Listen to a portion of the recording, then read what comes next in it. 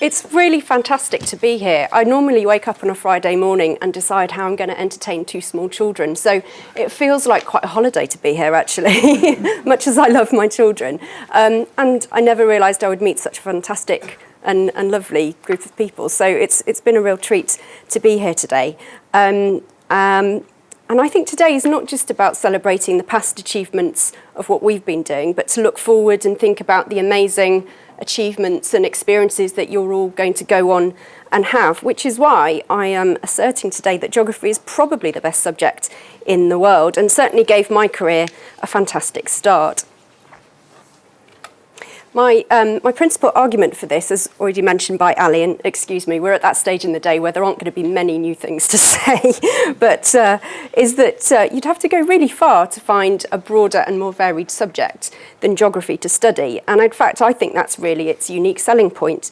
I didn't appreciate it when I was a student back at the old School of Geography, but in any 1 week in that lecture theatre, you could see discussions about soil, climate, cities, the economy, glaciers, island ecosystems, sand dunes, and I could go on. And I personally thrived on that variety, picking up bits of knowledge from lots of different disciplines and ending up having to go to lots of other faculties' libraries. And I seem to remember picking up so many photocopying cards for different places that I didn't know what to do with them all. Now, I'm sure I'm preaching to the converted and saying that that geography is a great subject to study. You should have all realised that by now. But actually, I think it's also a great subject to build a career on because it can take you in so many different directions and it gives you a broad skill set to build on, all of which I think makes geographers very employable. Like many of you, I was really unsure what I wanted to do when I left university. So in the absence of a really yearning vocation, I focused on something that was a personal interest for me, which was politics. I'd studied politics at A-level at school, and I actually chose voting behaviour as my dissertation topic while I was here. So after I'd finished my degree, I did some work experience for an MP, which is not unusual, and then studied for a master's in public policy in London, and that's really where my career in public policy started. For anyone that doesn't really know what public policy is, because it's one of those really vague terms, I think it's essentially anything that a government or a public body does. And so a career in public policy is therefore when you're employed to shape that policy. And that can mean that you're an official in government sitting in Whitehall, or you can be influencing that policy from the outside. My career has focused on the influencing from the outside bit, working firstly on behalf of universities as part of the umbrella body Universities UK, and then on behalf of the business community at the Confederation of British Industry.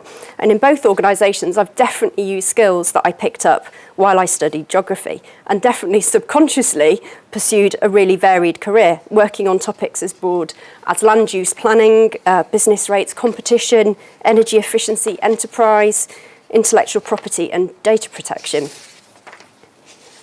And I've really enjoyed the 13 years that I've done so far in public policy, and I strongly recommend it to anyone who's interested in government and how public decisions are made, because they do affect us all. And so I thought what I'd do for the remainder of the time is just focus on some of my career highlights, just to show what a career in public policy can offer. So this is me back in 1998, campaigning against the introduction of tuition fees. I was the first cohort of undergraduates that had to pay upfront fees. This was a really major issue in the September-October that I started. Ironically, my first post as a policy officer at Universities UK, the Higher Education Bill was going through Parliament and was the hot topic of the day yet again. Only this time I was on the other side of the argument. I was poacher turned gamekeeper, very much. So this was a highlight for me for so many reasons. It was an exciting time in politics, very different to today's exciting politics, but Tony Blair faced in this bill the biggest challenge to his authority. And if memory serves, he only got the bill through by 4 or 5 votes, even though he had a majority well over 100, which is unthinkable at the moment for Theresa May. But because of a backbench revolt, it was a very, very hard bill to get through Parliament. But also, it was my first opportunity to see how policies that affect real people are made, and to have an influence in that policy. And after the bill was passed, I worked really closely with finance directors from universities to develop a standardised bursary scheme that was introduced alongside the new system of fees. So it was a fascinating time and a steep learning curve in my first position. A few years later, I was working in the climate change team at CBI, and I had the opportunity to work on a project sponsored by the Foreign Office to work with the CBI's equivalent in Russia on energy efficiency.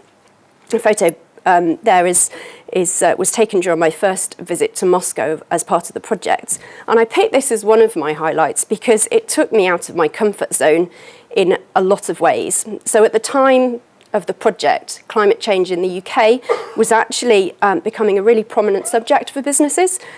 Never the top concern for boardrooms, but actually with rising energy costs and concern about energy supply, there was a sense that businesses were really recognising that they had to act on their energy use and their emissions, and they were willing to invest. Taking that to Russia was a completely different ballgame. Given the cost and scarcity of natural resources was a bit less of a problem, our messages on energy efficiency just didn't land in the same way. And it was a really important reminder that when you're working with different cultures, international diplomacy really is a long game. It was also pretty clear from a female perspective that many of the men I met along the way didn't take very kindly to being told about the benefits of installation by a woman. But on a more light-hearted note, the trip was, and both trips were really enjoyable. And on my second trip to Moscow, in a snowy February, I was told by a Russian colleague that there's no such thing as bad weather, just bad clothing, as I waded through a foot of snow in high heels. Fast forward a couple of years, and I was still at the CBI. I had the opportunity to work with the creative industries and delved into the more glamorous side of public policy. And the reason for my somewhat gratuitous picture of Daniel Craig is during the time I had the privilege of being taken on a tour of Pinewood Studios, where the famous Bond stage sits, and I saw inside as it was being transformed into the set for a new Ridley Scott film. I also had to pinch myself during a similar time when I was in the office one day and someone said, "Emma, Fergal Sharkey's on the phone and wants to talk to you." Now, that name might not mean much to some of you, but he was a big pop star in his day, trust me. So while this felt glamorous on one level, there was actually a serious job to be done. And at the time, there was a real concern that creative businesses weren't being taken seriously, and that one of the gems of British industry exported throughout the world was in danger of losing out to other countries. From a policy perspective, we had some significant wins during that time with the introduction of TV and film credits, tax credits, sorry. But many challenges facing the sector are actually really, really difficult to tackle. You'll have heard a lot about the declining revenues in music because of online streaming, and that's still a problem today. But at least I think the industry is recognised more seriously as a part of the business community. And a few years after that, my final highlight was that I was asked to lead a project looking at the role that medium-sized businesses play in the economy and how such businesses could be helped to become more productive. The hypothesis that the Director General of the CBI had at the time was that Germany had a much stronger cohort of businesses known as the Mittelstand, and that the economy in the UK was suffering because we weren't tailoring policies to that sort of business well enough. It was a new campaign for the CBI. It was really exciting, and I'd been asked to lead this flagship project.